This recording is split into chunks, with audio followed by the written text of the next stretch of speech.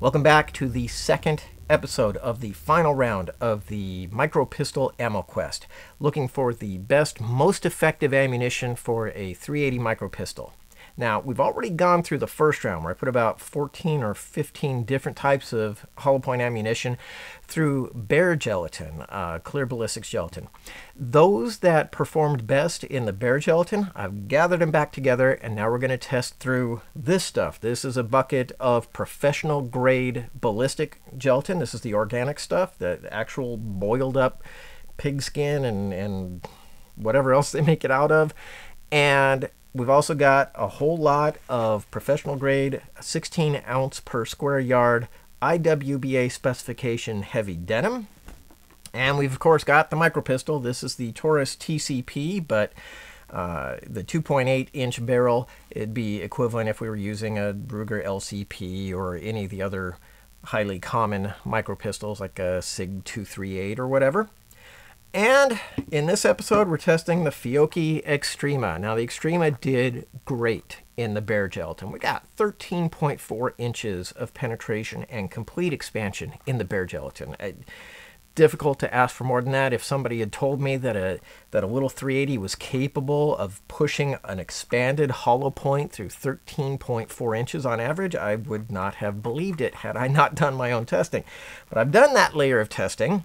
I was very impressed with how the Fiocchis performed, so now it's time to find out. We've already done the best case scenario, let's do the worst case scenario, pushing it through 4 layers of this heavy denim. Understand that this is not intended to be a simulation of someone wearing clothing. That's not how the ballistic testing is done. We do it in bare gelatin, and then we do it through the worst case scenario, 4 layers of heavy denim. Because if it does well in both of those, it's probably going to do well anywhere in the middle. So that's the 2 testing protocols. Frequently, the bullets go further through heavy denim than they would through bare gelatin because the denim can plug up the hollow point cavity, can interfere with the expansion. And so you end up with a smaller diameter bullet. Whereas in the bare gelatin, it expands to full size. In the heavy denim gelatin, it may not expand that far, and then it may over penetrate. So that's what we're really looking for here. We already know in bare gelatin it's going to penetrate great, but is it going to start over penetrating? Is it going to clog up? Is it going to ruin the reliability of the expansion? I don't know. That's what we're here to find out.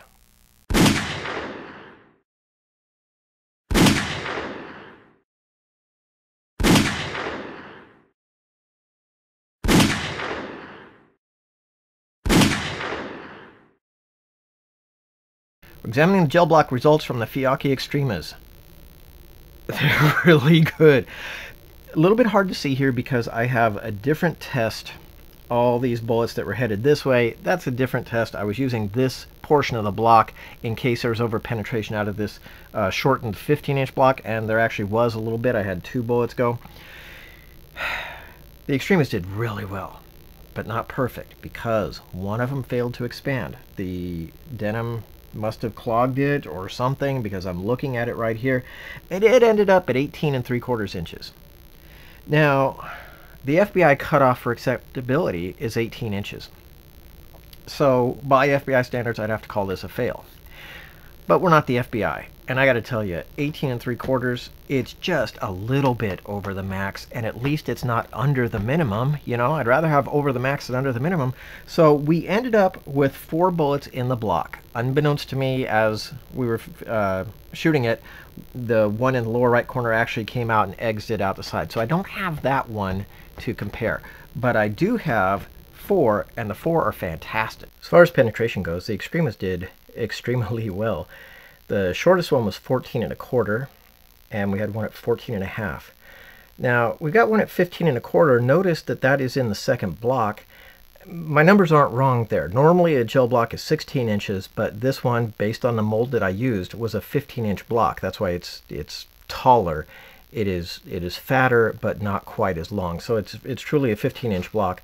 And so that third bullet is at 15 1/4. The fourth one is our iffy bullet. That one made it to 18 3/4.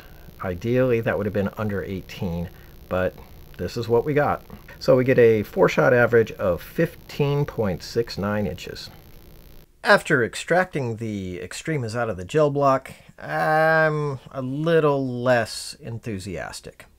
Not a lot. They still did well, but the inconsistency in expansion has me less glowing. This is the one that super over penetrated, went 18 3/4 inches. You can see it's not that it failed to expand in a general fashion, it's that it got its butt kicked as it went through the gel. It got all deformed and messed up and then failed to expand. So compared that to a full metal jacket, I still think this would be a slightly more effective bullet because at least it has a sharpened edge and it's not just going to slip through tissue. But I don't think even in terms of expansion we could even say that expanded at all. I think it's still smaller in diameter at the top than it is at its base, at the native caliber. The second one penetrated very well, 14 1/4 inches, and this would be an effective cutter. Look at the nastiness on there. That's not fooling around, but it's not an example of how the bullet was designed to expand. This one we got great performance from, just perfect performance. 15 1/4 inches and beautiful textbook expansion. If they were all like that, boy, this would be just the best you could hope for. And that's puzzling because in the Hornady Customs, they use the identical same bullet, the only real difference being, you know, the powder charge behind it, and the Hornadys all look like this, whereas these Fiocchis had their share of issues. Does that little extra bit of velocity make that much difference? I don't know. This one here is kind of halfway in between. It sort of half expanded, half didn't. We got good penetration out of it, 14 1/2 inches, but I'm not thrilled with the inconsistency. So I like the penetration, don't really like the inconsistency in expansion. And I guess what gives me concern is if these had hit a bone on top of everything else, how would they have responded? I don't know. Maybe the additional velocity of the Hornady Custom is worth it, but the additional penetration of these, I'm going to leave it up to you to decide which way you prefer to go. Okay, wrap up on the Fiocchis. They did really good, but they weren't perfect. So I have to keep looking. I may come back to them and say these were great. Compared to the Hornadys that we've already done, I really like the consistency of expansion that we got in the Hornadys. I prefer that over the Fiocchis, but I do love the penetration depth. I'd much rather have a 15-inch penetrating bullet than a 12 or 13-inch. So I think they're both fine choices. I don't really understand why the Fiocchi showed so much interference from the denim, whereas the Hornady Customs, using the identical same bullet, were fairly unaffected. I mean, you can still tell that the denim affected the Customs, but not nearly like it did the Fiocchis. And the only real difference that I can tell between the two is a slightly higher speed for the Hornady Customs. So the Fiocchis shoot a little softer, they're a little easier to control, they penetrated better, they just didn't expand uniformly. So I guess there's no absolutely ideal anywhere, and now it's up to you to determine what you prefer. If you like the consistency that the Hornady version exhibited, maybe you favor that one. If you like the penetration and are okay with the inconsistency of expansion that the Fiocchis demonstrated, then maybe this is your choice.